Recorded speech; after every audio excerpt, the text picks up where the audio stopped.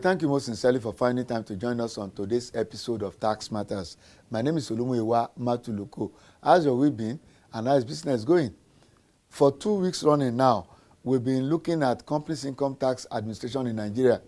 And that is just as well because we are in that period of the year when most companies are due to file their self-assessment returns and make payment of due taxes by reason of the fact that most companies use January to December as the accounting year. And so by 31st December 2016 was the accounting year end. And going by the stipulations of the Companies Income Tax Act, their returns and payment are due 6 months after accounting year end. Mr. Adesina Adedayo, chartered accountant, chartered tax practitioner, has been our guide. Today, we begin by looking at the interest of the small business owner. The Federal Inland Revenue Service FIRS calls on all corporate organizations operating in Nigeria to register for the purpose of payment of taxes and obtain a tax identification number TIN. All registered companies must obtain a tax identification number immediately from the nearest FIRS office. You can also collect and return tax registration forms from the Federal Inland Revenue Service Engagement and Enlightenment Tax Teams (FEET) on compliance checks exercise in your area. A company which is yet to commence business after at least 6 months of incorporation must pay a pre-operational levy of 20,000 naira in the first year and 25,000 naira for subsequent years to obtain its tax clearance certificate (TCC). Note that filing and payment of VAT and withholding tax returns must be done on or before the 21st day of every month. Register for VAT. File all tax returns as and at when due. Be a responsible corporate citizen of Nigeria. It pays to pay your tax. This message is from the Federal Inland Revenue Service. You know, I keep on talking about the small business owner, not because we are anti-big companies, but because we know that the big companies are compliant and in most cases they know what to do. In preparing my books for me and then auditing, what are the source documents? What am I going to hand over to you? What do you expect from me? Because I just have an office clerk, maybe with school cert, but I've been guided well enough to keep my receipts, petrol, generator, purchase of camera, rent, granted. But I don't know how to do my books. What are the things I'm going to give to you? Or are you going to manufacture the accounts? Thank you very much. Let me say something. I told you earlier in the program that you don't become an auditor just because you're a chartered accountant. You need to be articled, trained, properly trained by a firm of chartered accountants. And that is what gives you the right to practice. Every practicing auditor is a chartered accountant, but not every chartered accountant can be a practicing auditor. Now, coming back to the issue of small and medium enterprise, by virtue of our training, we have a way of getting enough evidence through a combination of sources. One is the source document you mentioned. 2 is the issue of the bank statement. Okay. Bank statement. Yes. Then 3 again, by virtue of this thing, we are also issues where we have to be very good in terms of interview techniques. And in interview techniques, you sit with the owner of the business. Most of the time, there is technically little difference between the owner of the business and the company, even though it's limited. So there could be other information that is only known, for example, to the managing director of that business. So it is in the course of engaging him in conversation, asking questions, that you're able to get an idea of 1 or 2 things that could have been done, which he did not have proper documentation for. Then that leads us to the advisory level. What audit is called now is more or less audit assurance and advisory. Because as you are trying to get your audit completed, based on you want to give yourself assurance that it is true and fair, you also engage in advisory along the line. If their filing system is not proper, maybe you just scattered it, you tell him, go and get an hack liver file, put this information this way, call this one tax returns, call this one VAT returns. You end up, every audit you do is a way to improve the business of your client. Because you see, when his business improves, your income equally improves. And if the business does not improve and it dies, you have just lost income. So it is in the best interest of an auditor to ensure that it gives the right type of advice in order to move the business from the level it is to a higher level. So every audit that you do takes the business further, Yes. which means there may be a problem in the first year or two. So I come to your firm to help me with this matter, and you come and you find that we don't keep records. Not that we are criminal, not that we are evil, but we don't even give a damn. We fill our tank at the petrol station, we move. We don't take receipts. We buy television, they say, where's the receipt? That day I bought it, what did I do, sir? I don't know. So when you come and you don't find any receipts, or maybe you find a few, what will happen? The rule, like I said, has to do with reasonability. There are some businesses, for example, where the level of communication needs to be high. And if you are unable to get a receipt to back it up, you may have to carry out what we call analytical review to see that, okay, based on what we've been able to see being recorded, how reasonable is it compared to the income? Another issue again has to do with maybe the issue of fueling. We know the situation of the power system in Nigeria. So when you see fueling expenses to a certain level and you don't see receipts backing all these things up, you have to carry out another test. How reasonable are the costs? Running the generator, running the car. So those are also part of corroborative evidence. Now, if you now say going further, because one, we said before the business invited the auditor. Now, having invited the auditor is supposed to now guide you. How do you do certain things? Is there a better way you can do it? Because the challenges of business varies from one stage to the other. You grow, you have the headache of growth. You are small, you have the challenges of being small. So as you keep growing, then you keep improving in terms of even the capacity within and the type of support you are now getting from outside. Because at a point, you need to now start ensuring that your filing system, at the beginning, maybe it's just a one-man business with just a driver. And then you have to be the one to do the filing. You have to be the one to go for business development. You have to be the one to do marketing. A lot of things constitute the role of the MD. So, but as it keeps growing, then you may need to just talk about a clerk who is maybe ND or just a fresh graduate. You keep this file in order. So gradually the evolution keeps moving towards that perfection. And I will tell you in principle, the way the tax office will handle the case of a small and medium enterprise is not the way they will handle that of the large clients. That's comforting.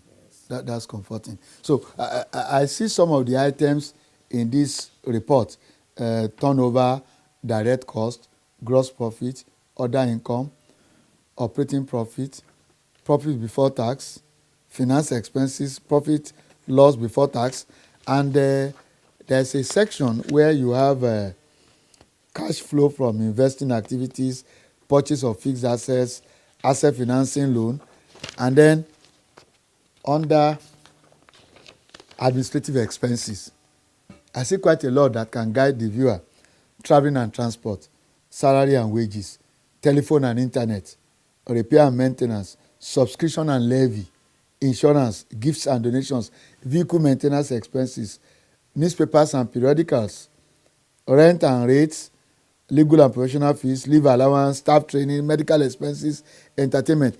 You have the right under the laws to make provisions for all this. Yeah. Okay. You spoke about 4 criteria earlier on.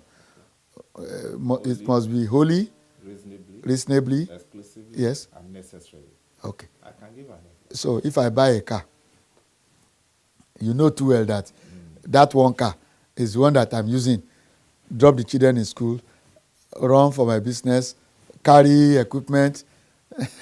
How does the taxman treat the expenses of that car? Okay, let's look at it again. Considering the nature of your business, you have personnel that are involved in terms of moving equipment up and down. You also have to also move as the MD in terms of that. When you talk about the vehicles you buy, naturally it is expected that the nature of your business requires you to get some vehicles. And also the image management requires you to also invest in this. Now, naturally, All the tax office will require is the evidence that the car you bought is in the name of the company. The cost is ascertained. The existence is confirmed. You can't say you bought a car, for example, and we can only see the receipt of the car without the existence. I hope I'm making the point. So if you say I have a car worth 7.5 million, where is the car? And that is why I said that what the auditor does, if it does its job correctly, we make the questions from the tax office virtually not scary. So you come and cite because at the level of audit, the auditor who is going to certify your financial statement, we ascertain the cost, we ascertain the existence, we ascertain the ownership.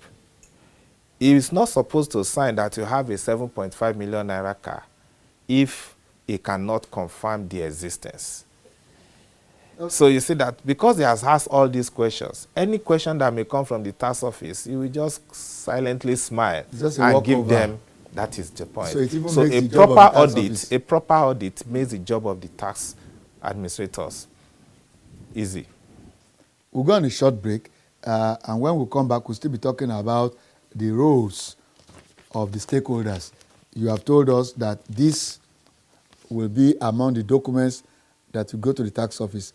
This is the combined effort of the accountant and the auditor. Sure. Don't go away. London, New York or Lagos, business or holiday, home or office, you can now carry out your tax transactions from anywhere in the world. You can now file all your tax returns, pay online, get a receipt and even process your tax clearance certificate from anywhere in the world online and in real time. All you need to do is log on to www.firs.gov.ng and click on e-services and be introduced to the world of innovation, convenience and transparency from the FIRS. You can also pay stamp duty as you register a new company with the CAC or for other transactions that require stamp duty payment online. You can also file your withholding tax returns and determine the withholding tax deducted from you is in government covers so that you can get your receipt within 45 days as long as the deduction has been remitted. Yes, all of this and more online at www.firs.gov.ng/e-services. FIRS, making tax administration as easy as ABC. Please note that all FIRS services are free of charge. This message is from the Federal Inland Revenue Service. It pays to pay your tax. Welcome back. The program is still Tax Matters, and we are still looking at companies' income tax, how to file returns and how to pay companies' income tax. And our guest is Mr. Adesina Adedayo. We are talking about the roles of the stakeholders. Before we went on break, you spoke about the roles of the accountant who prepares the financial statement and the auditor who verifies and certifies their financial statement. We still have, for the purpose of filing returns, the tax practitioner. Can the auditor or the accountant act as a tax practitioner? That's the first question. The second one is talking about roles. What is the role of the tax practitioner in this whole process of filing and payment? Thank you very much. One of the things a lot of people have also been asking is, can I just do away with some of these people and do it myself? I will get there. Now, who is a tax practitioner? A tax practitioner is somebody who is knowledgeable in tax matters.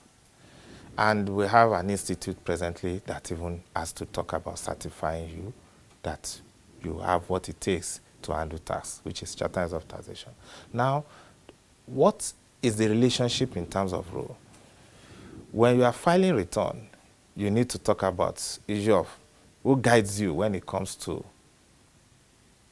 the tax computation. How does the tax computation get arrived at? We said earlier, education tax, 2% of assessable profit, companies income tax, 30% of taxable profit. You have a situation where you don't even have a taxable profit and you are still asked to go and pay tax, talking minimum tax. So all these are issues that borders on knowledge of tax matters and principles. And you need a professional to guide you in that area. Because without the guidance of a professional, there is no way you can navigate through this sea of profit. Which profit is which? What do I do? How do I even determine it Profit correctly? before tax, assessable profit, taxable profit. So all these are all issues that you need somebody to guide through. So Preparing tax computation is the work of somebody who is knowledgeable in tax. Now, if the person has to go beyond that in terms of even talking about capital allowance preparation, guiding you through the process of filling the various self-assessment form, and at times even helping you to do the filing, he has become more or less like your agent. He's working for you. You are so busy, you don't have time. You may even have the knowledge and not have the time. That is the truth. So you are so busy, you don't have the time, and you need to be sure that this is in the hands of professionals. Because when the question starts coming from the tax office, you need somebody who can equally give appropriate response, either justifying or making a case on behalf of what the tax office is talking about. Take the case of newspapers and periodicals. If a query comes, for example, from the tax office relating to newspapers and periodicals, maybe you incur about 25,000 naira in a year for newspaper and periodicals. It takes somebody who is knowledgeable in tax matters to say, look, even though I don't have the evidence of all these newspapers and periodicals, can you look at the reasonability of the figure against the income? That is where you see that based on his knowledge, it can even bring out reasonability. We don't have evidence that we bought Punch, Guardian, Vanguard, but this figure of 25,000, do you consider it so significant and unreasonable for you to say you don't want to allow my client to get away with it? It requires somebody who is knowledgeable, who understands the rules guiding admissibility of expenses. So those are part of the reasons why it is important that somebody who is knowledgeable should be the one there. Now, you may have an auditor who may not necessarily be knowledgeable in tax matters. It is not every chartered accountant that is a tax practitioner. It is a function. Some chartered accountants are IT experts. Some chartered accountants are involved in other businesses. They don't go near tax. So it means that for you to actually allow a professional to handle this, it must equally be a tax practitioner. It is not sufficient to say, I'm an auditor. His specialization, apart from audit, may be something else, and his knowledge of tax matters is little. So we need somebody who has a deep knowledge of tax matters, who can sit with you with a taxman and be able to defend your case. Okay, so I'm getting worried. I employ the services of an accountant. I employ the services of an auditor. Now you're asking me to employ the services of a tax practitioner. So there are already 3 of them that I have to engage in going to the tax office. Can I go to the tax office without any of them? At some levels of litigation, at some levels of the judicial system, people are allowed to defend themselves. I'm not saying that's why I'm marking my words. At some levels. Can I go to the tax office without this financial statement, prepared beautifully like this by one of your kind? Can I go to the tax office, filling the self-assessment form by myself without a tax practitioner? You emphasize at the earlier stage that at some level, let's say you are at a level where you are just about to engage an auditor. You must engage an auditor. But let's say at this point you are about to engage and you need to go and make a presentation to the tax office. You can go to the tax office with a prepared financial statement and tell them that the audit is in progress. But you can't avoid auditing. It is right there in the Companies and Allied Matters Act itself, and you need to also submit audited financial statement is the expectation for tax return. And that's why you went limited. Now, the second level again is whether you can go and defend yourself. Fine, at some level, like you rightly said, where you have that assurance that you are in a position to defend yourself as far as tax laws are concerned, nothing stops you from defending yourself. It's your account, it's your company. You can defend yourself. But why do we engage professionals? One, when you have your company, you are only limited to the knowledge about your company. But you have professionals who have extensive knowledge gathered from so many companies. And so by the time they are defending you, it is a combination of those experience from so many companies in your industry and even outside of your industry that comes to bear when they sit with the taxman. So you see that it is like talking about who is the professional there. By virtue of his professionalism, he does it every day. It's just like talking about issues of driving. If you have somebody who has been driving almost his entire life, and you are having somebody who doesn't drive often, the skill profile will differ. So it is on the basis of that skill profile that it goes beyond just saying, I have knowledge of tax. You must be a professional in tax matters. I'm convinced. It's not good to navigate defeat by yourself. And that's what I've always told my audience. It is better to employ the services of professionals because you are paying for services of somebody who has a well-rounded experience as opposed to you who will probably just be an expert in your own field. And Mr. Additional has assured us that you don't have to part with an arm and a leg to pay for the services of the accountant, the auditor, and the tax practitioner. The last part of this tripod, talking about roles, is I, the taxpayer, the company owner. What is the role of the company owner in all this? Thank you very much. The role of the company owner in all this is the fact that, one, the directors, for example, are responsible for the corporate governance of the company, and it includes fulfilling tax obligation. Now, the challenge, especially when it comes to small and medium enterprises, is the fact that they rely on one thing. My auditor says, I should do this. I did it. I don't know anything. We face that almost all the time. And the unfortunate part is that, one, ignorance of the law is never meant to be an excuse. This company belongs to you. The answer is a yes. Are you aware that the figures that were generated in the course of auditing are your figures? You said yes. Then it ultimately means the liabilities that is also going to arise as a result of your performance is equally going to be yours. So if you have a yes to all this, then it means you are responsible for all that. Now take the case of VAT, for example. The knowledge is right there in the open. File your return. It does not cost you anything. It costs less than 15 minutes. You would have finished filling your return, and then you drop it at the tax office. So if you already have a situation where you put that date, you block the date on monthly basis, on the 21st of that month, you know you have a return to file. You just fulfill that, you close your eyes. You fulfill that. If there is any question arising from that, it can be dealt with when it should arise. So it is very important for the taxpayer to realize that he has absolute role. He cannot delegate that role. And everybody that works for you, apart from the auditor, are your agent. The person who prepares your account is your agent, so that makes you the principal. The person who files your tax returns for you, which is the tax practitioner, is equally your agent. Then the only person who has an independent position in the whole of this tripod here is the auditor. The auditor is meant to be independent. It's not meant to be your family member. It shouldn't be your younger brother. So it's supposed to be an independent person who can afford to be objective and be able to express an unqualified opinion on your account.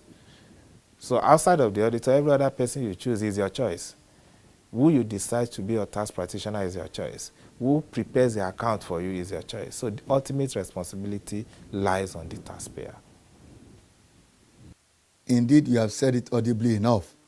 It is wise to employ the services of professionals in these matters of filing and paying complex income tax. Don't do it yourself.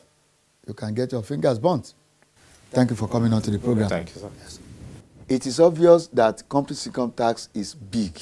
It's a huge topic, and that 2 episodes cannot allow us enough time to look at complex income tax in all its ramifications. So we still have the concluding thoughts of Mr. Additional, but we won't bring you that next week. We want to move on to something else. But we assure you that very soon we will bring you the concluding thoughts of Mr. Additional. In the meantime, we enjoin you to pay your taxes as and when due. Go out there and be a good citizen. and have a blessed week ahead.